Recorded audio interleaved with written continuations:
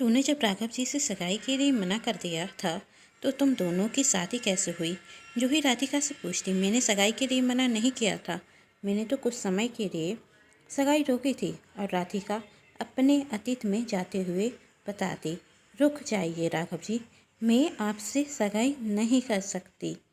इतना सुन शोर शराबा शांति में बदल जाता और राधिका की माँ कहती, क्या कह रही है तू? होश में तो है? हाँ माँ, होश में हूँ।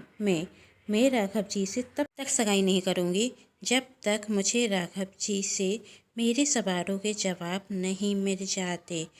मुझे सगाई की अंगूठी पहनाए और हम एक रिश्ते में जुड़ें। उससे पहले मुझे राघव जी से कुछ पूछना है। जो भी पूछना है शादी के बाद पूछना, अभी नहीं, माँ गुस्से में कहती। तभी राघव जी की माँ कहती, यदि राधिका बिटिया राघव से अकेले में बात करना चाहती है तो कर लेने दीजिए, इसमें बुराई क्या है? जाओ तुम दोनों जाकर बात कर लो। थैंक यू आंटी जी, मैं राघव जी की माँ से कहती। आंटी जी ठीक है, अभी आंटी जी कह रो, पर रिंग पहनाने के बाद आंटी जी नहीं, माँ जी कहना पड़ेगा। मैं शर्मा जाती और राघव और मैं एक कमरे में जाते। हम दोनों कमरे में अकेले थे। मुझे बहुत घबराहट हो रही थी। मैं बेड पर बैठी थी और राघव खिड़की के पास खड़ा मुझे देख रहा था। मैं उससे नजरें चुरा रही थी। दिन भर से राघव से बात करने की कोशिश में मैंने राघव को ठीक से देखा नहीं था।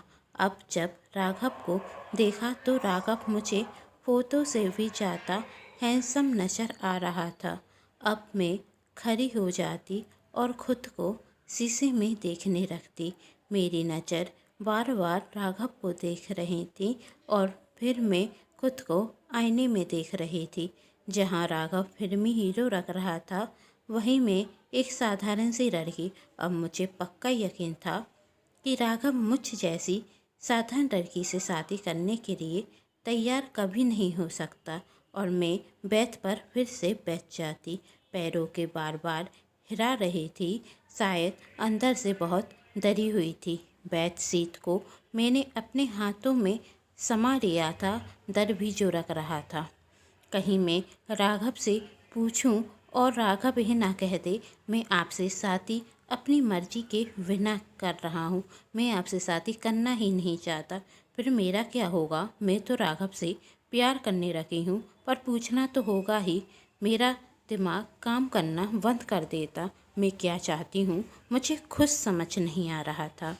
तभी राघव पानी का गिलास मुझे देते हुए कहते, लो पानी पियो और जोर से सांस लो, इससे तुम्हें घबराहट नहीं होगी और तुम जो मुझसे कहना चाहती हो कह सकती हो। गिलास पकड़ते वक्त मेरे हाथ काँप रहे थे। मैं गिलास जैसे ही पकड़ने लगती तो गिलास मेरे हाथों से छूटने वाला था। तभी राघव गिलास और मेरा हाथ दोनों जोर से पकड़ लेते। मैं राघव की आंखों में खो गई थी। एक पल को भूल गई थी आखिर मैं यहाँ आई ही क्यों हूँ। तभी राघव गिलास रखता और धीरे से मेरे कंधे पर हाथ रखते हुए कहता, बाहर सब हमारा इंतज़ार कर रहे हैं, पूछो तुम्हें क्या पूछना है। राघव का स्पर्श मुझे अच्छा लगा और अब मैं राघव जी को खोना नहीं चाहती थी। मैं उन्हें देखती ही जा रही थी। बोलो ना, क्या बोलना है तुम्हें? राघव जी मुझे होश में लाते हुए कहते। वो राघव जी मैं कह रही थी, मतलब मैं पूछना चाहती थी वो।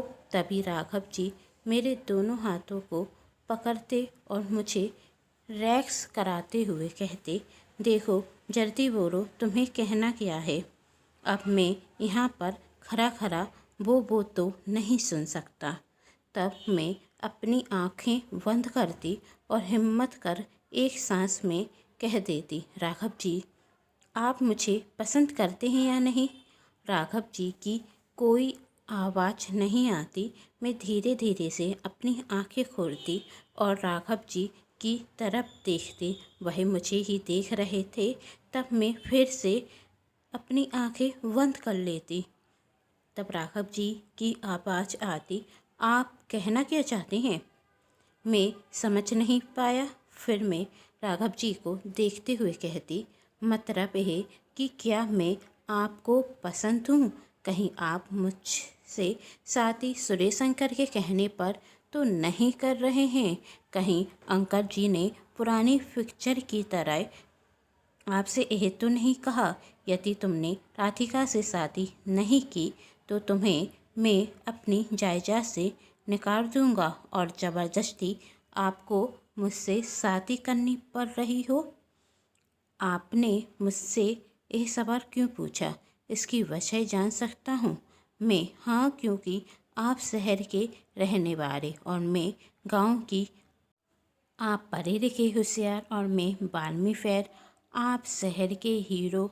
आप कितने हैंडसम लगते हैं और मैं गांव की गवार जिसे फैशन का एफ भी नहीं आता।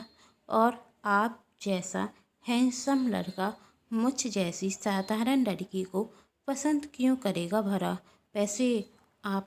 तब राघव जी कहते, वैसे आपने सही कहा राधिका, सच तो यह है कि मैं भी आपसे इस बारे में बात करना चाहता था। पर क्या? क्या राघव ने क्या कहा? अनुराग सर और जूही मैम साथ में पूछते, क्या कहा राघव ने? क्या वो आपको पसंद नहीं करता था? यह शादी सुरेश अंकल की मर्जी से हुई थी? क्या हुआ था आगे पता ना राधिका, कहानी में आगे क्या हुआ? यदि आप सब भी जानना चाहते हैं तो नीचे कमेंट बॉक्स में ज़रूर लिखिएगा नेक्स्ट पार्ट। आगे की कहानी देखने के लिए चैनल को कर लीजिएगा सब्सक्राइब, क्योंकि जब भी मैं लेकर आऊँ कहानी का नया भाग तो आप सभी को पता चल सके। कहानी पसंद आई है तो चैनल को सब्सक्राइब भी तो लाइक एंड शेयर जरूर कीजिएगा। Thanks for watching.